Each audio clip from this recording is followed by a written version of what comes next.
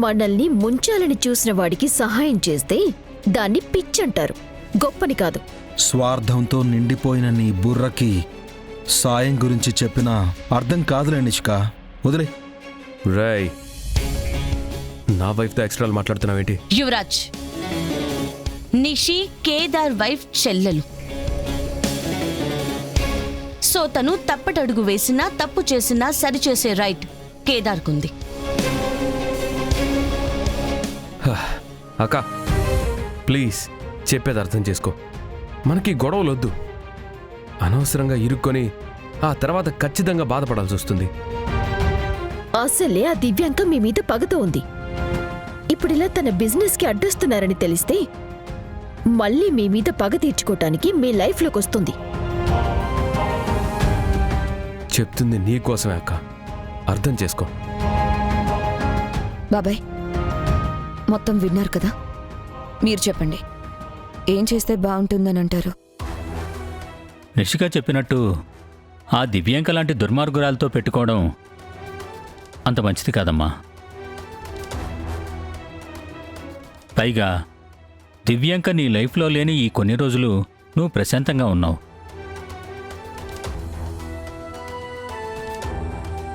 కానీ ఇలా తప్పు జరుగుతున్నా మనకెందుకులే అనుకొని పక్కకు తప్పుకొని వెళ్ళిపోమని నీకు చెప్పుంటే ఇవాళ కూడా అదే చేయమని చెప్పేవాణ్ణి. ఎంత కష్టం వచ్చినా నిజం వైపే నిలబడమని చెప్పి పెంచాను. ఇప్పుడు కూడా అదే చెప్తున్నాను.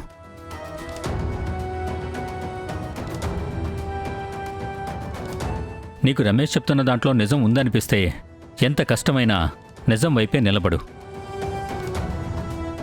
మావయ్య, అన్నీ తెలిసి మీరు కూడా ఇలానే మాట్లాడుతున్నారా? అన్నీ తెలుసు కాబట్టి మాట్లాడరు నిషి.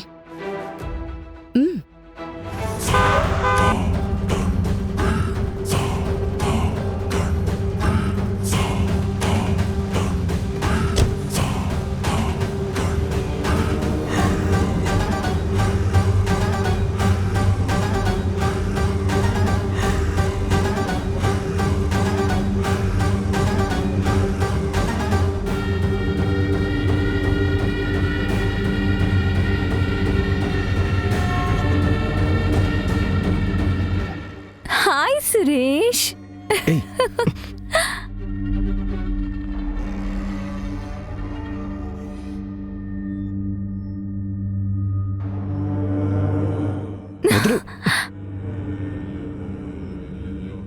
ఎలా ఉన్నావు?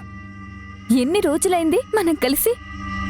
ఓ god, I missed you so much.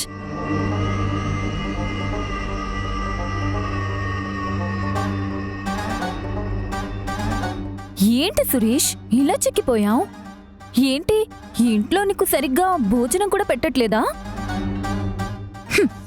అయినా ఈ ఇంట్లో నిన్ను ప్రేమించే వాళ్ళు కానీ నిన్ను ప్రేమగా చూసుకునే ఓపిక తీరిక ఎవరికుంది? నిన్నటి వరకు బాగానే ఉన్నారు దివ్యాంక. దిష్టి తగులుతుంది అనుకున్నాం, ఇదిగో నువ్వు వచ్చేసావు.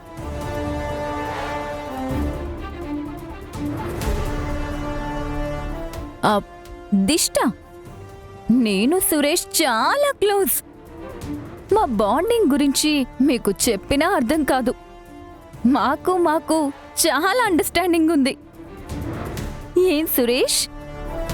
దివ్యాంక, నువ్వన్నయ్యని పట్టుకోగానే నిన్ను తోసి లాగి పెట్టి కొట్టడానికి అన్నయ్యకి ఒకే ఒక క్షణం పడుతుంది. కానీ అందరిలో ఆడపిల్ల పరువు పోవడం దేనికని ఆగిపోయారు. దాన్ని సంస్కారం అంటారు, బాండింగ్ అని కాదు. నేనిక్కడికి గొడవ పడ్డానికి రాలేదు. చాలా రోజుల తర్వాత ఇండియాకొచ్చాను. నా స్నేహితురాల్ని, నా శత్రువుని పలకరించి వెళ్దామని వచ్చాను. నువ్వు నేను తర్వాత లెక్క సెటిల్ చేసుకుందాం, సరేనా?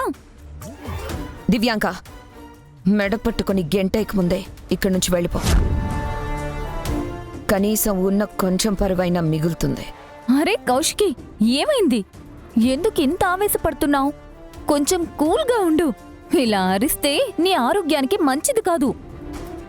నేను నీ మీద గెలిచే రోజు దగ్గర్లోనే ఉంది. అప్పటి వరకు నువ్వు ఆరోగ్యంగా ఉండాలి కదా. నువ్వు వదిన మీద గెలవాలంటే నువ్వు ఒక పని చేయాలి దివ్యాంక. ఏంటో అది? అలా బెడ్ మీద పడుకుని కలలు కనాలి. అక్కడ మాత్రమే నువ్వు మా వదిన మీద గెలవగలవు. రియల్ లైఫ్లో నువ్వు వదినకి పోటీకి కూడా పనికిరావు. ఏయ్, నోరు మూసుకో. ఎక్కువ మాట్లాడుకో. పర్లేదు నిషి, మాట్లాడినివ్వు. ఈసారి మాటలు మీ వంతు, చేతలు నా వంతు. చూస్తారు కదా ఈ దివ్యాంక 2.0 ఆడించే ఆట.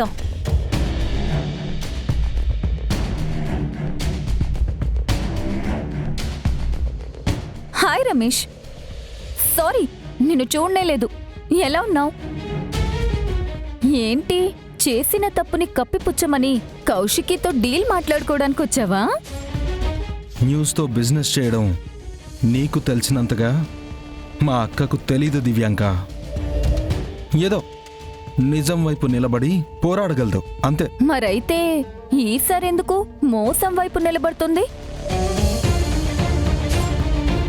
వాడు ఒక అమ్మాయిని ప్రేమించానని పెళ్లి చేసుకుంటాను అని చెప్పి మోసం చేసి కడుపు చేసి వదిలించుకోవాలని చూశాడు. ఆ బాధతో ఆ అమ్మాయి సూసైడ్ లెటర్ రాసి వెళ్ళిపోయింది. నీ ఎక్స్పీరియన్స్తో చెప్పు, ఆ అమ్మాయి నిజంగా సూసైడ్ లెటర్ రాసుంటుందా, లేదా వీడే దగ్గరుండి లెటర్ రాయించి ఆ తర్వాత మాయించేసుంటాడా? మనం ఇలాంటి కేసులు ఎన్ని చూడలేదు.